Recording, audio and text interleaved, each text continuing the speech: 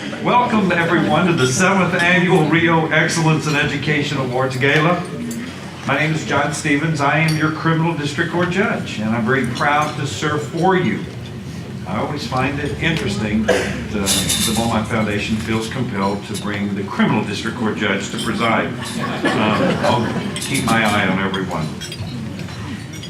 This year, as each year, we say thank you to the teachers for all your help and to show our gratitude for the time and effort you put into educating our children. This evening, the Beaumont Foundation honors 15 exceptional teachers. This is the 7th group of recipients of this prestigious Reaud Excellence in Education Award. Each teacher honored tonight is an exceptionally dedicated educator who has been an inspiration to their children of Southeast Texas. And it's very special for us to be here on the 8th floor, the John Gray Library at Reaud B. Lamar University. Many of us are alums of this great institution. We have our president here tonight as the guest speaker. And you may know that Reaud Lamar was not only the president of the Republic of Texas, but the hero of the Battle of San Jacinto. And he is quoted often, and I believe it's etched in the sculpture in the quadrangle. Education is the guardian genius of democracy. It is the only dictator that free people recognize and the only ruler that free people require.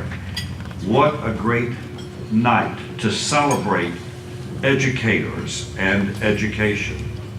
Now, first, if you would be so kind to rise for the presentation of colors and the Pledge of Allegiance led by Boy Scout Troop 232 of the Knights of Columbus from Nederland, Texas. Gentlemen, you may begin. Thank you.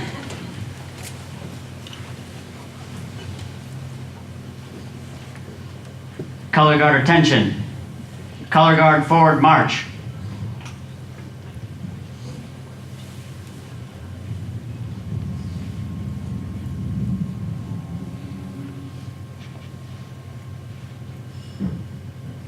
Color guard halt. Prepare to post the colors.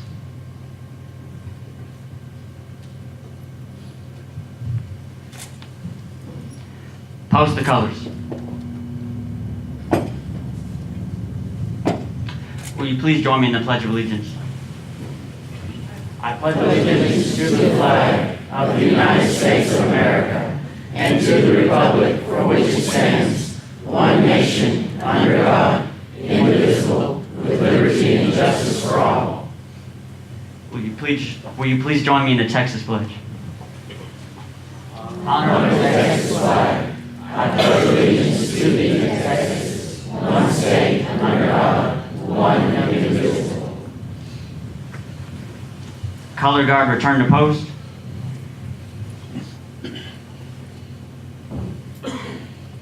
About face.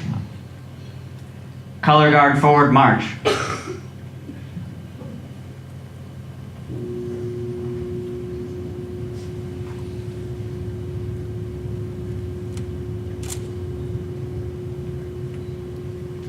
Color guard halt.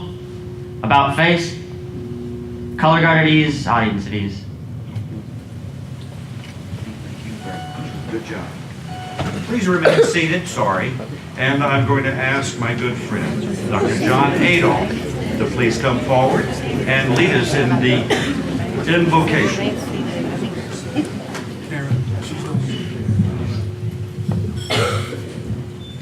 Heads are bowed and hearts are rumbled. Let us pray. All wise and eternal God, we've come tonight. We bow before you humbly and earnestly, not because you are a God, but because you are the God. There are none other besides you. Lord, you caused the sun to rise and to set. You hold the earth in the hollow of your hand. All power belongs to you. And so, God, we bow before you tonight with hearts filled with gratitude for your grace, for your matchless mercy, for your love that abounds, Lord, for your kindness that overwhelms us, Lord, for your love that showers us each day, for your darling Son Jesus. We cannot help but say thank you. Tonight, oh God, we are grateful to be in your presence. Thank God, and publicly and personally, for those educators who make a difference in the lives of their students, who are there, oh God, out of commitment to their vocation. And God, we cannot help but let you know that we see you in each of them.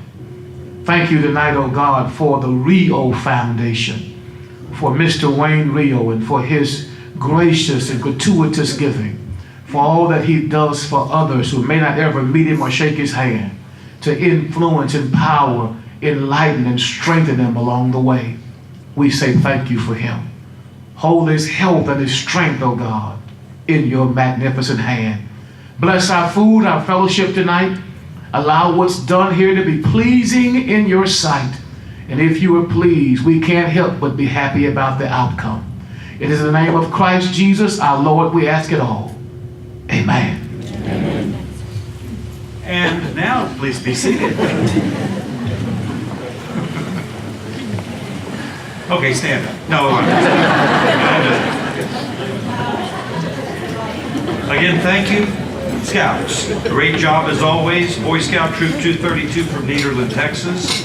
I'm an Eagle Scout, very proud of these young men, and I tell you, please strive to become Eagle Scouts. If I can do it, you certainly can do it. We are a very proud group of folks. The first man on the moon is an Eagle Scout. There's never been an Eagle Scout in my court as a defendant that I'm aware of. Wow. A couple of the lawyers were talking to the Scouts. You know, their motto is be prepared. And I saw them, a couple of the lawyers had the kids cornered in the corner trying to get them to change that motto to be insured. I've got to keep an eye on those guys. And then Reverend Adolph, Dr. Adolph, as always, my good friend and my neighbor, who former spiritual advisor to Mike Tyson. And I'll never forget in that Evander Holyfield spectacle where Reverend Adolph jumped into the ring, got into Mike's face and said, "No," I said, "an eye for an eye."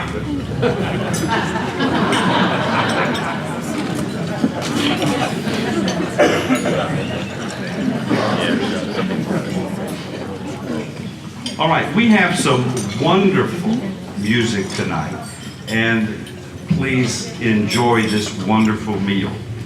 The music provided by Kay Miller Horn, who is one of the great musicians and singers in this area, a lady who sounds like Bonnie Raitt, Diana Krall, and I don't know if she's going to sing tonight, but she certainly plays some wonderful music.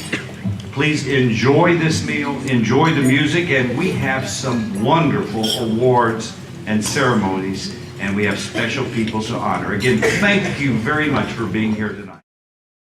Hey, this is an interesting story as you're finishing your meal. I was reading this.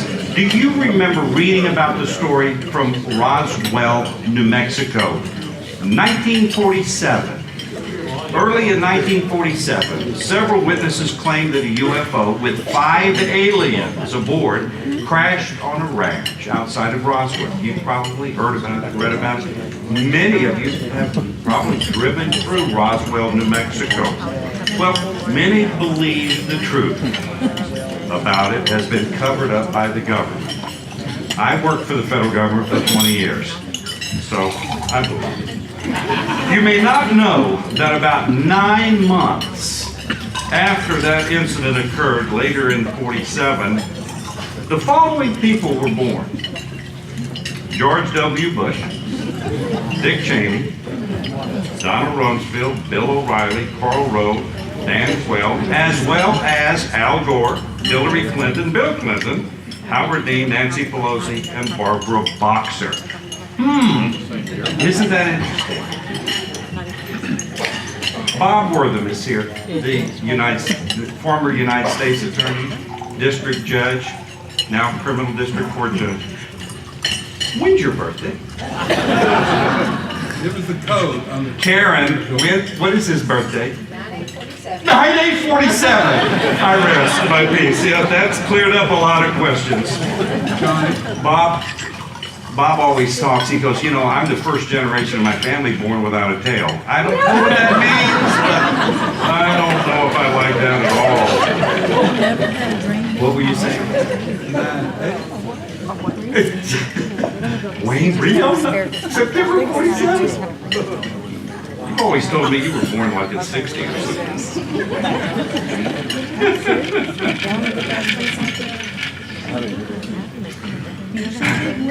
Special guests. Some of the Beaumont Foundation Board of Directors are not here. Buddy Lowe and John Huntsman are not here. Chairman Wayne Reaud is here. And ladies and gentlemen, the Beaumont Foundation is a very special entity, a nonprofit grant-making institution that is dedicated to enriching the lives and enhancing the future of less fortunate children, youth, families, and the elderly. It supports organizations that seek to improve the lives of people by giving them the tools to become educated, healthy, and self-reliant. What a wonderful organization that sponsors this wonderful event. And Chairman Reaud, Buddy Lowe, and John Huntsman exhibit what they stand for. Highly educated people who believe in the worth and the value of education. And I think they are the ones who will also echo Reverend Adolph's statement that in the Bible, that great story in Proverbs, when Solomon, who was shown favor to the Lord asks him, what would you like? You can have anything. And he thinks and then says, wisdom. And the Lord says, well done. What are educators all about? Please look in your program and you will see the honorees, and we are not going to be reading the summaries of just a small portion of their accomplishments, but they are all very special people with wonderful backgrounds, not only educated people themselves, but those who believe in the worth of education. And you see quotes, and there are quotes from Ben Franklin, Helen Keller, from the Bible. These are very special people whose inspiration to teach is obviously generated by some higher force. Also, in the back of the program, you will find the names of the principals and superintendents who have supported very highly the award recipients for this year. And if you'll go down to the fourth name from the bottom, Mrs. Marcia Stevens, my wife, who is the superintendent of the Beaumont Diocese, is not able to be here. She is in Austin on a vital chore for the bishop. And like she told me, I can either go to the Beaumont Foundation party or I'm going to hell. Which one is it? I gotta go with the bishop on this one. The point I'm making, though, is I fell in love and married somebody who is dedicated to educating.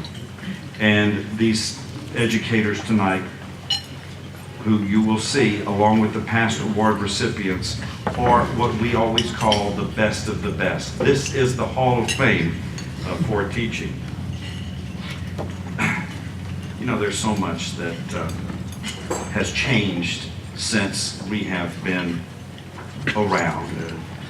I've played with the wonderful Kay Miller, The Way We Were, and that is back in the 70s, and schools back then were different than that they are now.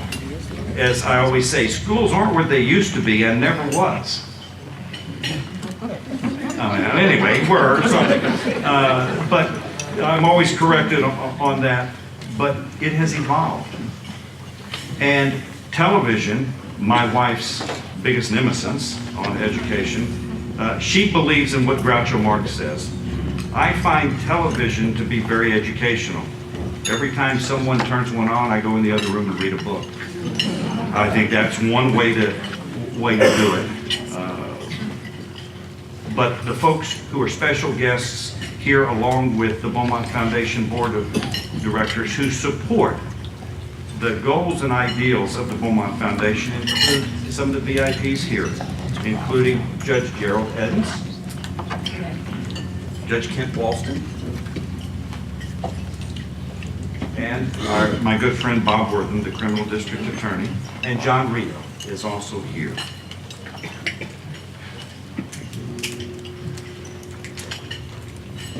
Representing the Region 5 Educational Service Center is Executive Director Danny Lovett. And is Danny here tonight? You know, sometimes he's got 4 or 5 conflicts on one night, I know.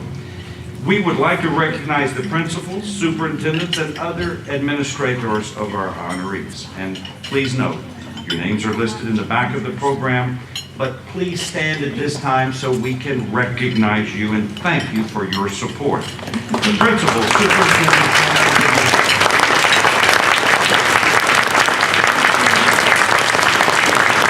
thank you. You are always welcome here. We are also honored to have some of the former recipients of the Reaud Excellence in Education Award with us today, and I ask you to please stand and be recognized. These are former Hall of Fame recipients.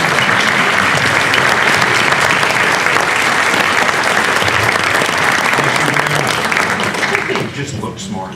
They just look intelligent. And again, let me note here, before we proceed, that I know you have admired these outstanding portraits of the 15 awardees tonight. And one is presented to each honoree. And we would like to thank Brandon Gauthier for his outstanding work. An artist of photography, Brandon Gauthier.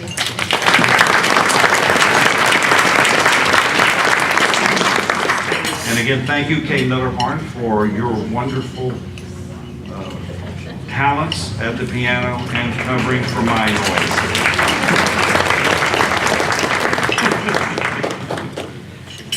Working together, I felt like one of those children's stories, The Beauty and the Beast.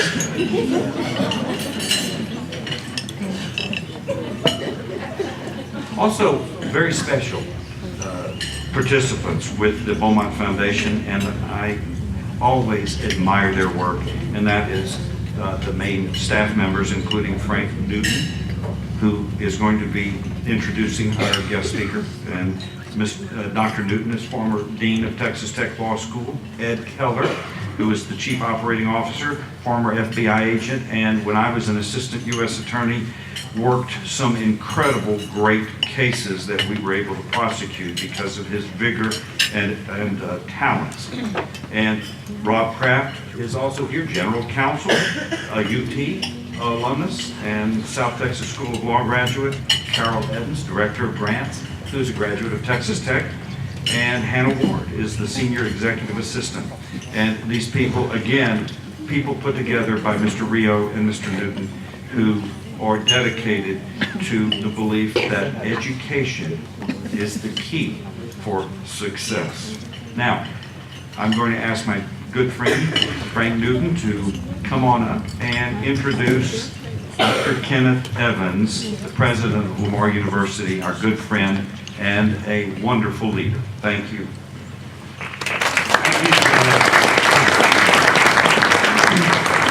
Tonight, as we celebrate the 7th annual Reaud Excellence in Education Awards program, I'm honored to offer a brief preview of the awards and introduce our keynote speaker. Our chairman, Wayne Reaud, tasked the staff of the Beaumont Foundation with creating a prominent state and national teacher recognition program.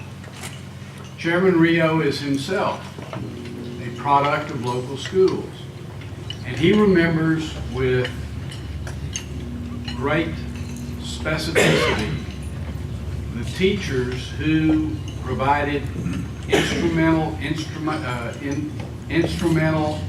influence and assistance to him in his education.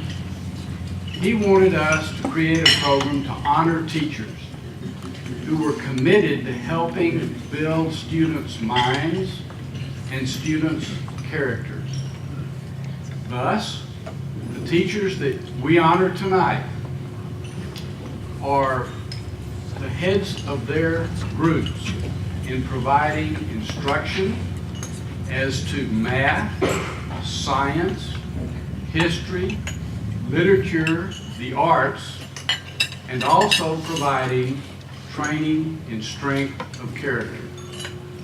Each of them cares about the transcendent and unchangeable moral order which provides balance in any good education. Teachers are students' windows to the world. Each of these teachers selected tonight was considered first by a committee at their respective schools, made up of teachers and students. Those nominees who were selected from their schools were then considered throughout this region in 5 geographical categories encompassing Jefferson, Hardin, Orange, Tyler, Newton, and Hardin counties. We are delighted to recognize 3 elementary, 3 middle school, and 3 high school teachers from these 5 regions. Each receives a portrait, a crystal obelisk, and a $10,000 cash award.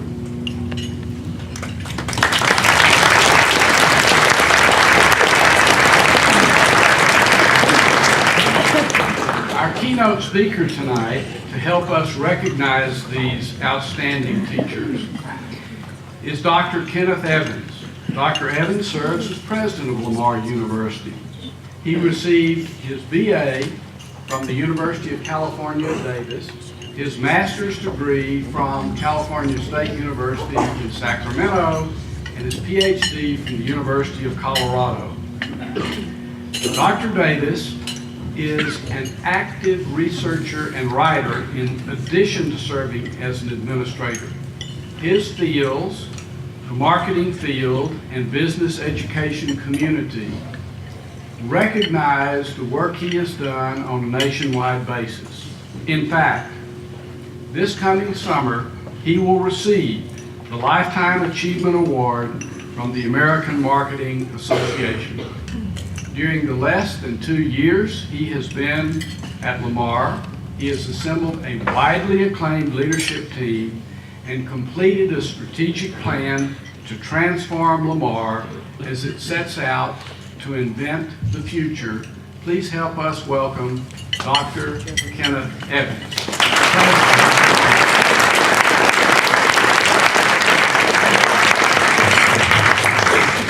Thank you all. It's a pleasure being with you this evening. I'm humbled in your presence.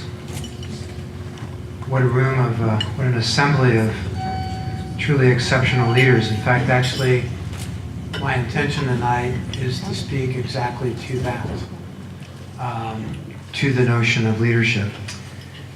I want to thank Mr. Reaud for his generosity in making this evening possible, and to Mr. Newton for his role with as president of the Beaumont Foundation. And my comments this evening are, in large part, they come from the heart of a family, not a single individual. The truth of the matter is, who ought to be directing these comments to you tonight is not me, but my wife, who couldn't be with us this evening because we're at competing events tonight that happens at the university on occasion. But she spent 30 years in K through 12 and retired not that long ago, and certainly could probably more effectively resonate with this community than me. I'm the post-secondary education half of our household, so you're stuck with me. I apologize for that. My comments tonight are as entitled on this slide. I really wrestled with this, and I decided I'd kind of go at it in a semi-caustic fashion, and that is the amazing collision that's going on right now as it pertains to education reform between the economics of higher ed and scholarship. And it's an interesting journey. I will take you through a bit of data, so forgive me for that, but I am an academic, I can't help myself. And then I'm going to step you a bit into some of the revisionary jargon that seems to be circulating through the field of higher ed at the moment. Succinctly put, the motivation to embrace educational reform has reached a fevered pitch. I would argue that there are very few institutions, industries in the United States that are probably as subject to massive revolution and evolution than that of education. Whether it's K through 12 or whether it's higher ed, that being post-secondary. It's interesting, though, that the first generation leaders in the reform space, some of you might have heard of this little organization called the University of Phoenix, is actually suffering the ravages of the economic consequences of being a first mover in the market. Their economic model is struggling. They are experiencing some downfall in the stock market, and they actually are going to have to reinvent themselves lest they find themselves to be a victim of what all the rest of us are doing, and we're responding to what they did, and we're evolving, frankly, at the moment faster than the University of Phoenix is. So they're in turn going to have to reinvent themselves. It's always interesting how this stuff plays out. Let me see if I can make this work. This fellow, Duderstadt, Dr. James Duderstadt, was the past president of the University of Michigan and heads up a think tank called the Millennium Project, dedicated to looking at reform in education. What's interesting about his comment, and the synopsis is really quite simple: change or be a victim of it. Fundamentally, that's the issue. It's interesting when you look at the ravages of the Civil War and when you think of what it did to this country, and you think about how much it pulled this country apart, and then you look at the situation we're finding ourselves in now with political parties struggling to get along, there's no way in God's green earth they could compare to what we saw in the Civil War. But yet it was that Congress, it was that government that created the land-grant institution. It was that government that had the foresight to see the need to build a continent that had the wherewithal to be able to lead itself into the Industrial Revolution and have the capacity to educate its public so it could function in a democratic system. So to suggest we can't find a solution with the divisions that are happening now is categorically silly. Of course we can. It just is going to take people with the wherewithal to find a resolution and a dedication to do so. So what I'm going to do with you over the next few minutes that I have you in my control, I'm at the mic, I've got the PowerPoint, this is exciting. I'm going to take you through a few slides to give you a sense of where post-secondary education is today and how it's playing out in terms of the economics of our industry. So I'm going to start with this. The rate of attainment of a degree, either whether that be an undergraduate degree or a degree beyond that at the master's or doctoral level, has continued to be on a dramatic incline for the past 20 or so years. You'll notice in this graphic that the rate of a tremendous growth in high school education has not dramatically increased, so we're seeing adult learners coming back into the college environment. So what's happening is a large part of our growth that we're seeing is not entirely coming from the typical freshman student, but it's also coming from the adult learner. You're also going to see in this slide, and this one is very telling, that the share of market of degree-holding individuals has dramatically changed. Before the year 2000, if you had a high school degree, your chances of having a job in the marketplace were substantially higher than they were of college-educated people. Today, if you have a college degree, your likelihood of having a job far exceeds that of a high school educated person, and you see how fast these two lines are separating from each other. If you have a high school degree, your likelihood of finding a job in the marketplace is dramatically less. I might also add, and I'll share what this is. This next slide, what we do, that's what happens when you got the PowerPoint. That the economic consequences of a high school degree as opposed to a college degree person on average makes $60,000 a year. A high school degree person makes $30,000 a year. That would be the average. A college degree person will out-earn a high school degree person by $1 million plus over their lifetime.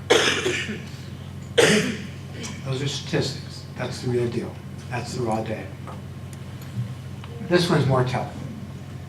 In the event of a downturn in the economy, the probability of unemployment of high school degree people only is dramatically higher than it is for a college degree person. Why is that? It's not entirely simply because if I have a degree, I'll tell you what my degree is, so I'll give you an idea what my background is. My undergraduate degree is in English and political science. I actually taught statistics at one point, so I have a math facility, but that's a different subject for a different time. My undergraduate degrees are in English and political science. So what did those degrees provide me that gave me the wherewithal to be standing in front of you today as the president of a university? One, I learned how to talk. I learned how to write. And I also learned how to think critically. That was the political science part of it. So I've taught myself over the course of time, both through my degree programs and then later as I educated myself, which we all do, the ability to be agile in the different environments that I'm in. So if the environment changes, I have the wherewithal to adapt. Unfortunately, when you have a high school degree only, frequently that agility is not there. So one of the things we teach in a college environment is both agility and adaptability. That's vital, particularly in job markets that are changing. Most students will retire from a job that has not been invented today. Hear that again. Most college students will retire from a job that has not been invented today. So they will have to relearn what they need to do in order to be able to survive in the job market, on average, typically 5 times. So if they don't have the wherewithal to adapt, they simply will not be able to function in today's marketplace. All right. Unfortunately, with all those accolades about what's going on in higher ed, so what's causing the criticism? Why are we getting beat up? Well, this is probably the most telling slide of them all. Tuition and fees in college environments have outstripped the CPI 4-fold over the past 3 decades. So, okay, pick up your knives, fling them at me, throw your forks at me. You obviously have been the cause of this dramatic inflation in the price of higher education. But just pause for a moment and hear the following. It was only 3 decades ago that 90 to 95% of the operating budget for most universities was supported at the state or federal level.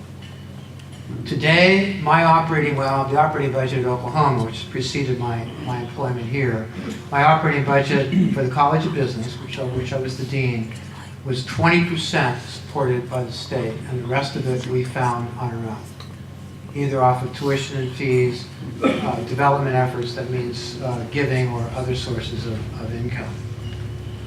The state of Wisconsin right now is in the process of considering in its state legislature a $30 million reduction in the support for higher education. The state of Louisiana is likewise considering a figure that's frankly going to be a little bit larger than that. The state of Pennsylvania 3 years ago reduced the support for higher education by 35%. And the state of Arizona likewise reduced its support for higher education by a similar amount. So what ends up happening? You increase tuition and fees, you find alternative sources of revenue, it becomes a business model, and if you don't find a solution, you can't function in today's environment. There are more universities going out of business today at a faster rate than ever in the history of higher education. More bankruptcies are being declared, by schools on a daily basis than we have seen historically. So it's an interesting time to be in this industry. Net tuition as a part of operating budget has dramatically increased over this past 3 decades, and it's in large part a function that most presidents, unfortunately, in most environments, turn immediately to charging students more money to go to school. Today, over the past 2 or 3 decades, statistically, if you sit in the upper median of income in the United States, your likelihood of attaining a college degree has almost doubled in the past 2 decades. So if you come from a family that a median income is above the top 50, and above the top 50%, you have a probability of increasing the likelihood of a college degree by 40%. If you're sitting below the median income, the probability of receiving a college degree increased by 2% over the past 3 decades. So what's happening is the class divide is increasingly getting larger, and in large part is a function of the increased cost of access to higher ed. Lastly, and I'll leave you with this one because it's a criticism that's directed at us, and it's frankly deservedly so.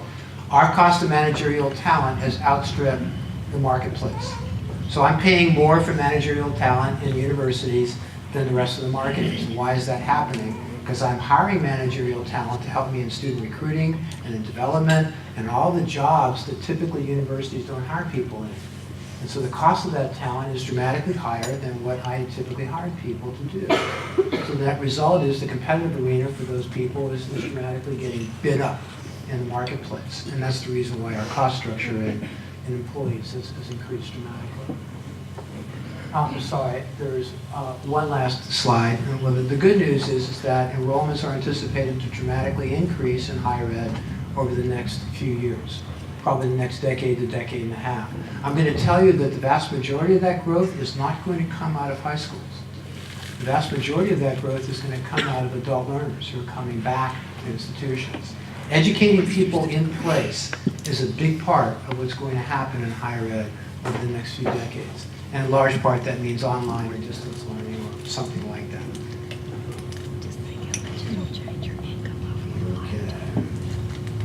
Okay. So what are the reformers talking about? What are they proposing we do? Well, the one thing they're proposing we do, and we're doing it with you all on a regular basis, and that's dual credits. I was talking to a young man last night. He entered college already having completed 36 credit hours of college credit. He entered as a sophomore. I can drive the cost down of a student's educational access if in large part I can have that student entering with enough credits that they can advance themselves in their own degree program, and I've had an opportunity to participate a bit in that educational experience that works for everybody involved. I might add that what's also happening in this area of lowering cost alternatives is the accrediting bodies have become increasingly more lax. I'm seeing it. I'm just telling you this is a fact. That what they're doing is, in order to be competitive as an accrediting body, they're finding ways to find answers to institutions who are slipping in their resource capability, and frankly, I find that extremely troubling. You as leaders need to fight against that happening. If we reduce quality, at the end of the day, we have nothing to show for the product we're delivering. And it's becoming, I think, a nemesis in our industry.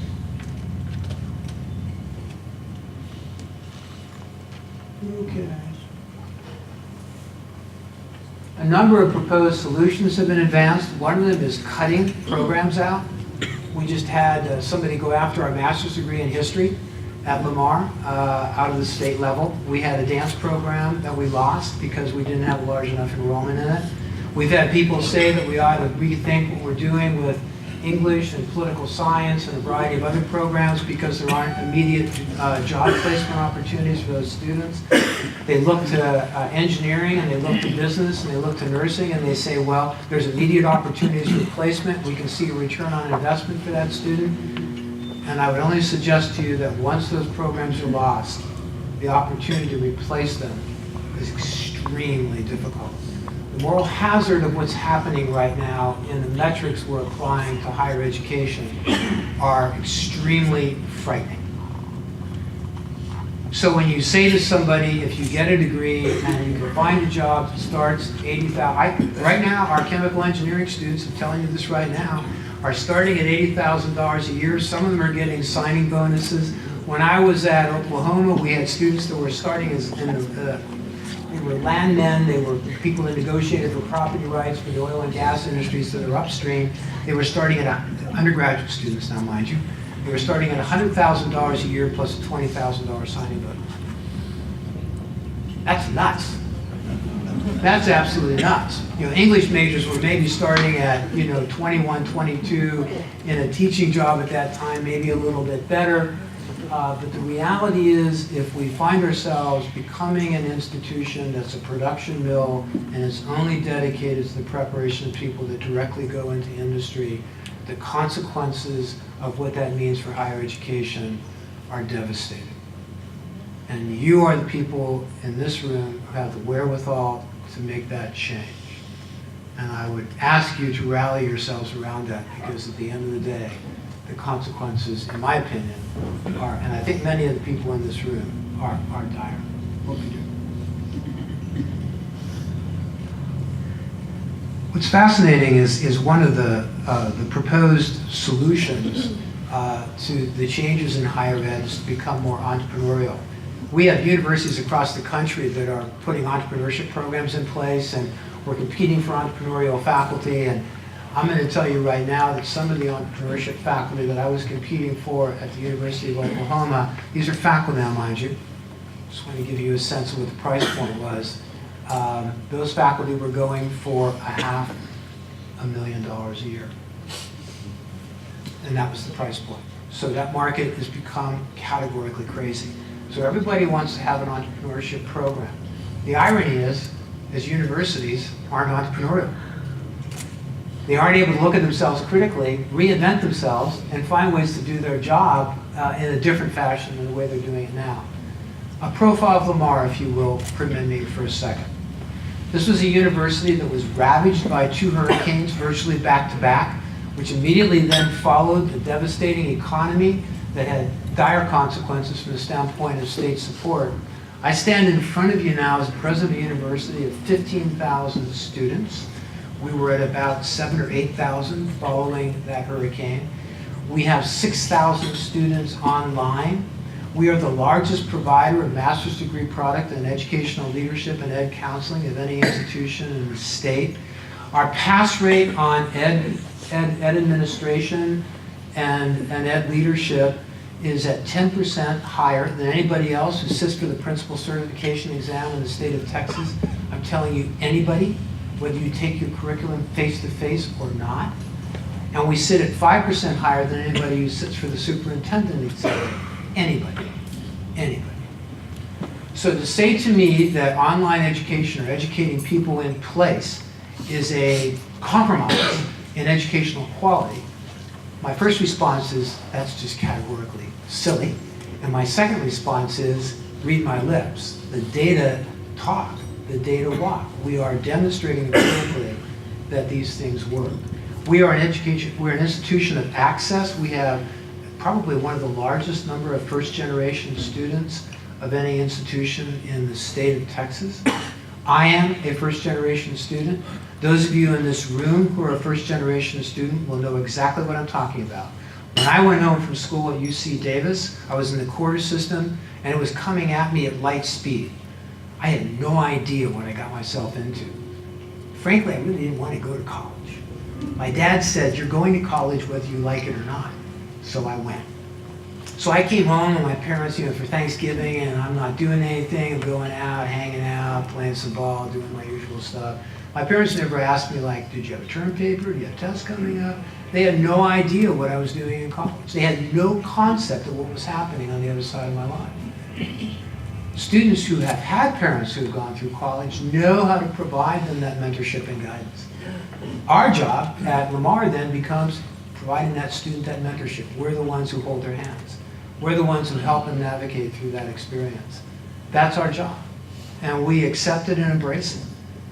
So we're an institution, I would argue, of access. We're an institution of access for a first-generation student. We're an institution of access for for those that need to be educated in place. Our commencement speaker, and I'll end on this. Well, actually, I've got two others. Our commencement speaker last December was a young woman. Actually, she grew up in Texas. And she was married to a gentleman who went off to go hunting. And she had two young children, very tiny children. And he goes off and he doesn't return. He's killed. Both he and her father-in-law, if I'm not mistaken. She remarries and moves to Pullman, Washington. If you've ever been to Pullman, Washington, the only thing you say after those two words is God love her. Pullman, Washington is like landing on another planet. So there she is. She's got a new husband, and she's got to start her life over again. She's got to find a way to put her kids. Her husband's a minister, so she's going to forgive me, Pastor, but she's got to find another source of income, you know. So in Pullman in particular, she doesn't have a large congregation. So I'm just now trying to back up as much as I can. So there she is, and she reaches back to Texas, and she reaches back to Lamar. And she goes, I'm going to get my degree from Lamar, and that's going to help me be able to provide the wherewithal for my kids to be able to have the education that I had the benefit of having. She got her master's degree in educational leadership from us, and I got to tell you, when she gave her presentation at that commencement, there wasn't a dry eye in the house. And she has a spirit of her Christian faith is strong in her. She is a passionate woman, and you only felt the glow about what we were able to do for her in changing her life. That's what we're about. We also have tremendous faculty, we have tremendous science going on, we have all of that stuff as well, but at the end of the day, what keeps me young is my customer who never gets older. And that's very cool. There are a couple of things I want to end with you on, and these are think tanks that frankly are a little bit different than the Duderstadt one I shared with you earlier. These are a little more extreme in a different direction than Duderstadt. They're calling for the kinds of changes. This is the one that came from Secretary Spelling and the work that she did and when she was Secretary of Education. And they're calling for some very significant changes to what constitutes higher education. They're also talking for lifelong learning, which is an interesting phenomenon, something increasingly more so universities are going to do. But this one you ought to know about, because this one's affecting our state of Texas. And these are what they call the 7 breakthrough solutions, and they come out of the Acton Institute that's just out of Austin, Texas, headed up by a guy by the name of Jeff Sanderson. And this was the voice that served to influence Governor Perry's transformation of Texas A&M. Which, as you know, was altered, and they went back to a more conventional academic paradigm. But this called for a dramatic change, a complete reduction, a massive reduction of research activity of faculty. Believe it or not, instructional evaluation was entirely based on student satisfaction and student satisfaction alone. So content in the curriculum meant nothing. It was all about whether the student liked how you did what you did. So, fascinating. So thank you. This is an interesting time for our business. It's an interesting time for you. It's an interesting time for you to make change. I encourage you to be a voice of change. If you're not, I guarantee you there are voices out there that want to change your life. And you may not like where it's going. So please step forward and be active in your respective roles. Thank you very much.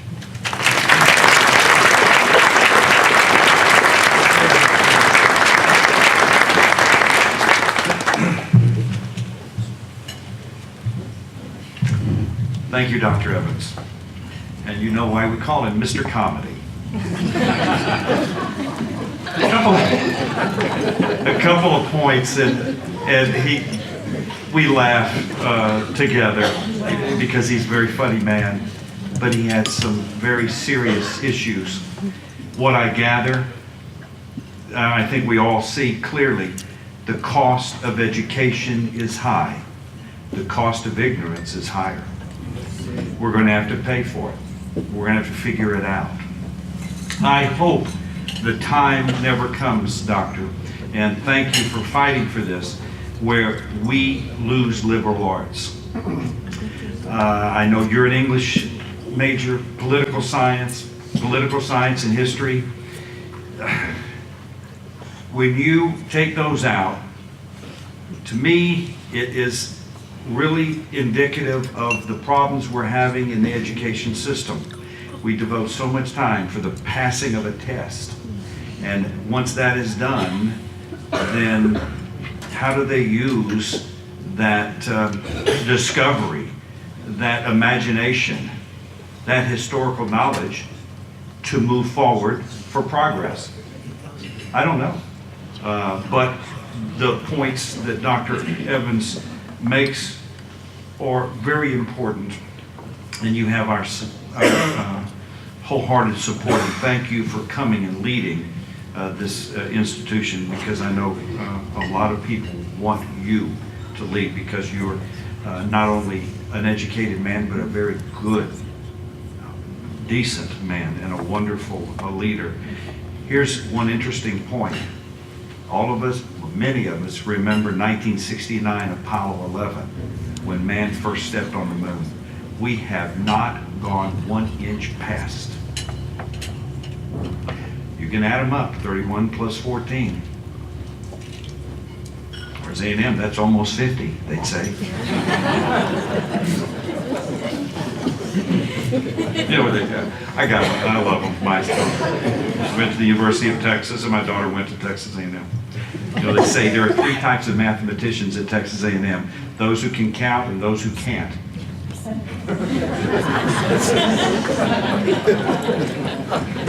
I'm going to ask the elementary teachers to begin making your way up to the front, because we have presentation of awards tonight. And I ask Chairman Wayne Reaud and Ed Keller if you would be so kind to join me for the presentation of the awards.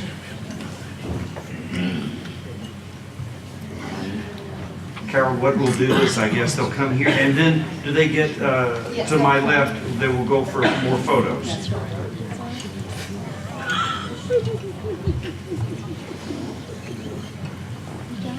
If you'll stand with Mr. Reaud, thank you.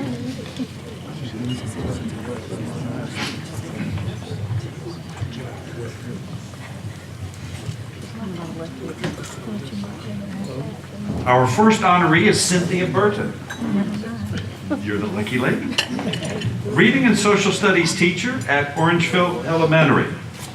Cynthia received both bachelor's and master's degrees from Lamar University. This 15-year classroom veteran also is the varsity head coach for tennis. Love set and match.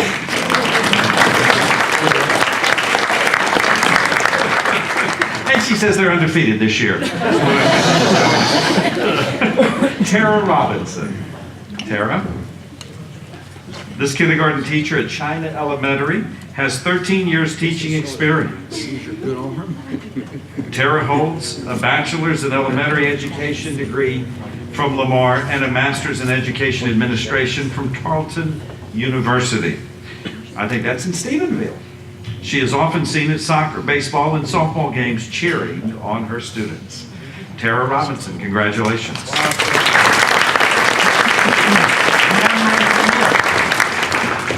First grade teacher Tamara Smith has taught all 24 years at Highland Park Elementary School.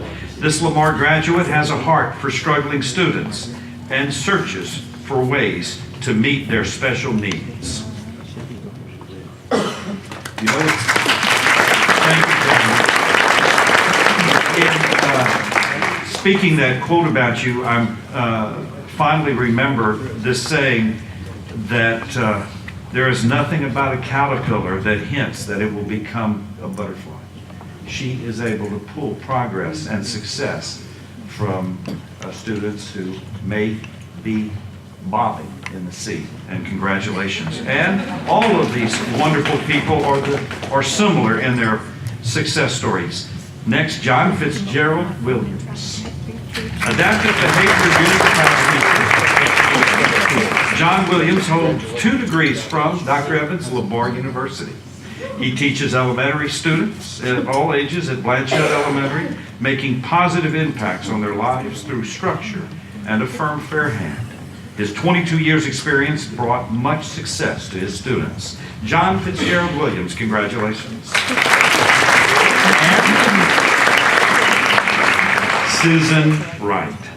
Gene C. Few Primary School of Jasper. Preschool teacher Susan Wright works with special needs children and their parents. She holds speech and deaf education degrees from Lamar.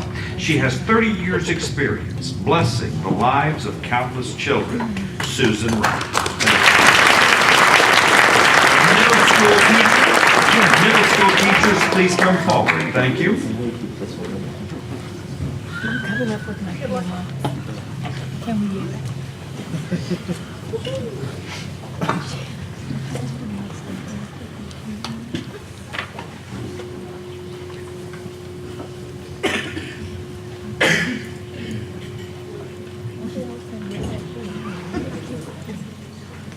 We are going to start with Leslie Broussard.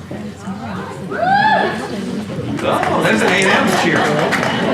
Leslie Broussard, 6th grade reading and language arts teacher at Central Middle School in Nederland, has 13 years classroom experience. She holds 2 degrees from Lamar University and was nominated by 2014 Excellence in Education winner Carol McKeever, who was her former teacher and now her colleague. Congratulations, well done. Leslie Broussard. Jason Drake. Jason. A lot of fan support. Woodville Middle School history teacher Jason Drake received both his MS and master's degrees from Stephen F. Austin University. He's a former Marine reservist and also serves as football coach for the district, an avid runner. He sponsors a running club for students and faculty. Yeah, the faculty. Whoa. Jason Drake.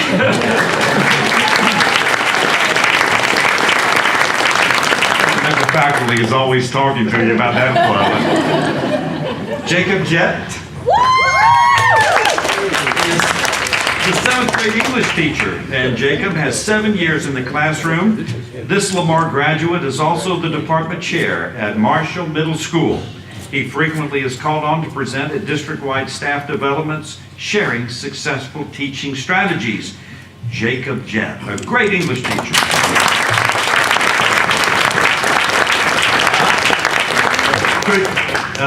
Trivia question. Name the word that rhymes with orange. Purple. Cheater. The only right answer in the book, purple. Smart guy. There is no words that rhyme with orange or purple. And that's kind of a unique thing. Smart guy. Marshall Middle School. Time for a raise. Okay, what's a synonym for synonym? Cherry Lemire. Lamar graduate Cherry Lemire teaches at Vidor Junior High. She is a speech and drama teacher and also sponsors UIL events and introduces a collaborative writing program called Kid Write to the district. She has 22 years teaching experience to her credit. No way. Cherry Lemire.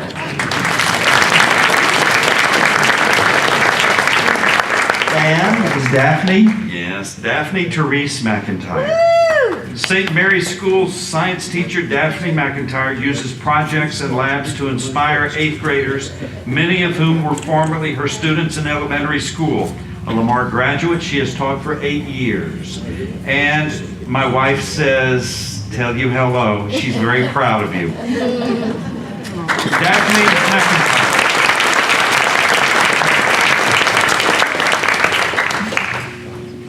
High school teachers, please make your way to my right.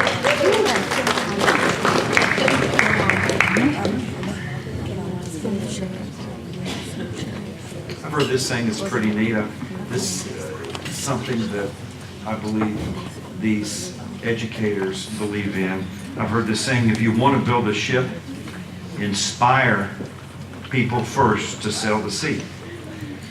They're going to figure a way to do it if they just have the desire. And that's what good teachers seem to promote, desire. Dr. Natalie Tuck Bonner, his first. Yes. Dr. Bonner is an English teacher at Memorial High School. She earned her Doctorate of Education from Texas Southern University, her master's degree from both Lamar and Prairie View A&M, and a bachelor's degree from Central State University. She has 20 years classroom experience connecting literature to real life, which makes her classes more relevant for sophomore students. Dr. Natalie Bonner, congratulations.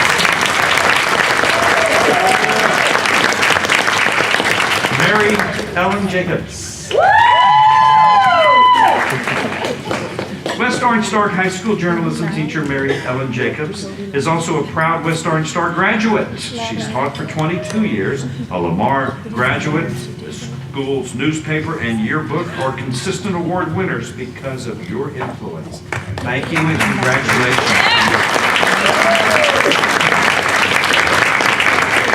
Mia LaBeouf Thomas. Mia Thomas is an Ozone High School biology teacher. She earned a degree from Stephen F. Austin State University. During her 10 years as a teacher, she shared her knowledge and skills with other district teachers, all to benefit student achievement. Mrs. LaBeouf Thomas has received even greater honors recently. She is a new mother. Congratulations. She wanted us to do a science experiment, so we have. We're going to open this and stick these. No, we're not. Sure got everybody's attention. Those biology teachers are always working. Judy Posey. Special education teacher Judy Posey is from Lumberton High School. Judy Posey has successfully met the challenges of countless changes in state requirements during her 24 years of experience. This Lamar graduate has served thousands of students, refusing to give up on them when others had. She is a special lady. Judy Posey. And Christy Thomas. Is Christy here? There she is. Last and certainly not least, Hardin Jefferson High School English and History teacher Christy Thomas does whatever is necessary to motivate her students. This East Texas Baptist University graduate often incorporates music and art, I could use a lot of that, along with the latest technology to engage learning. She's been teaching for 16 years. Can you believe that? I can't believe that. A lovely lady like all of these award winners, Christy Thomas. Congratulations.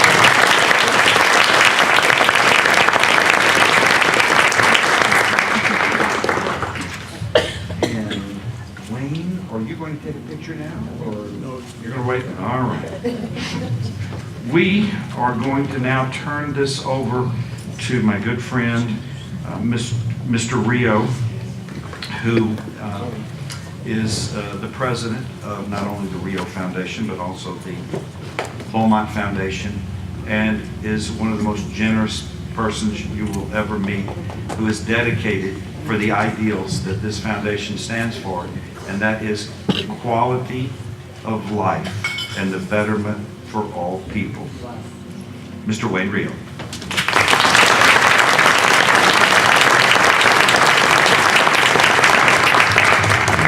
We're going to change a number of things.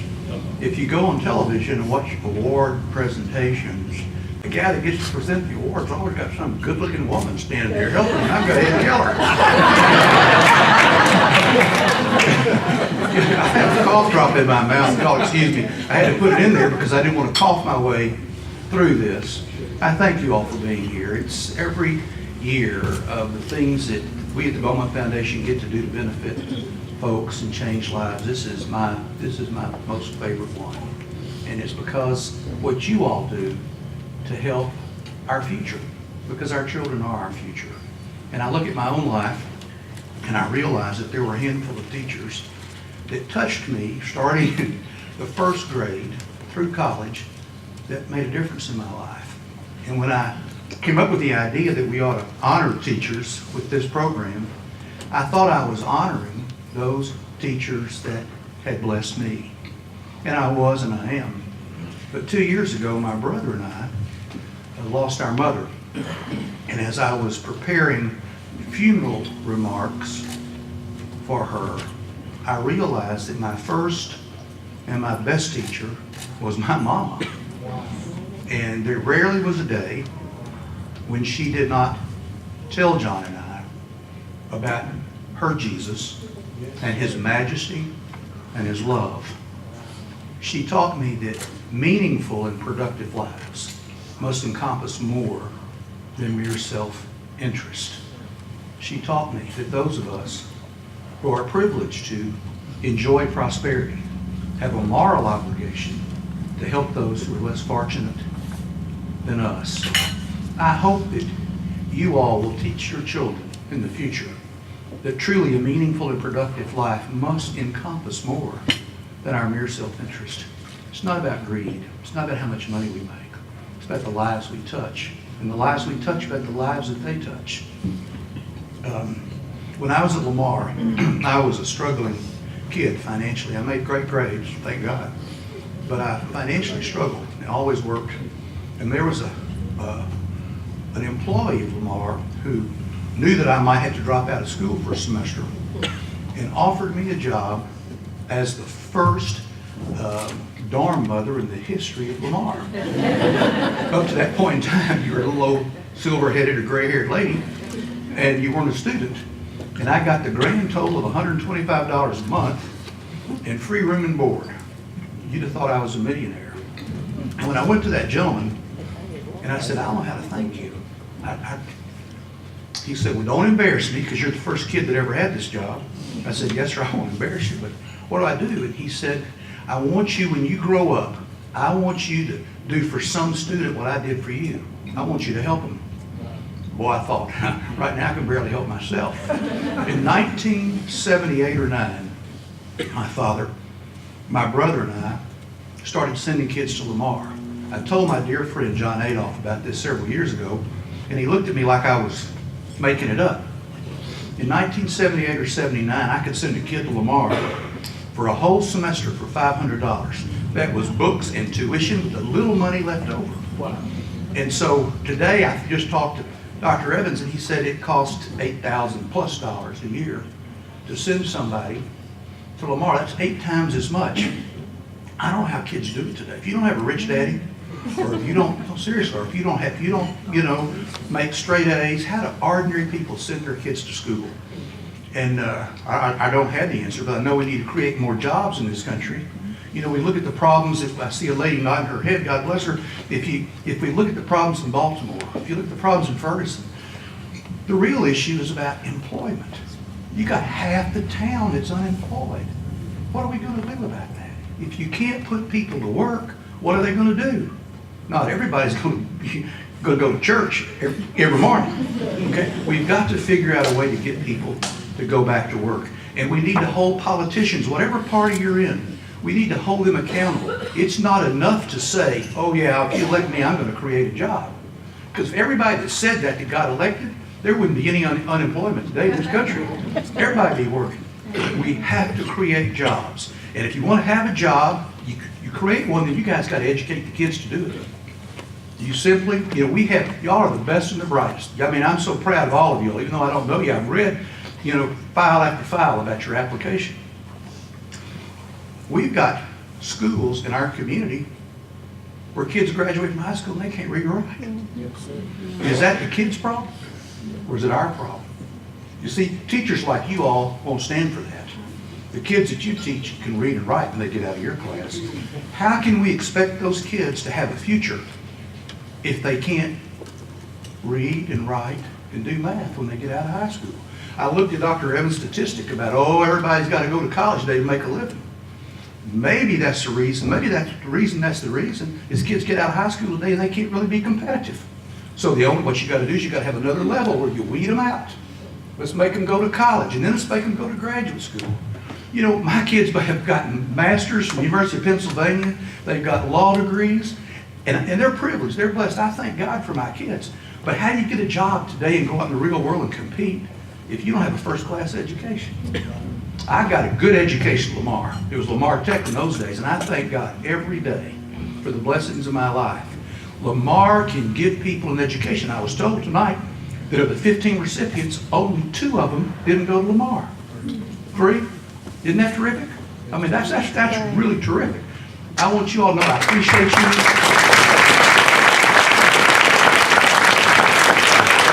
I thank you for being here.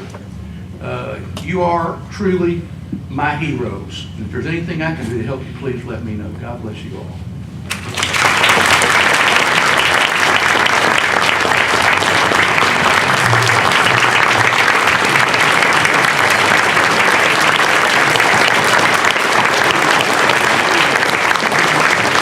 Thank you very much, Wayne. Thank you, guests. Thank you, special speakers. Special guests, Dr. Adolph, Dr. Evans. We're very proud of your leadership in this community, and we are honored for that. Thank you very much for gracing us with your presence. Honorees, thank you. You're going to be going to some graduation ceremonies, and those are kind of interesting.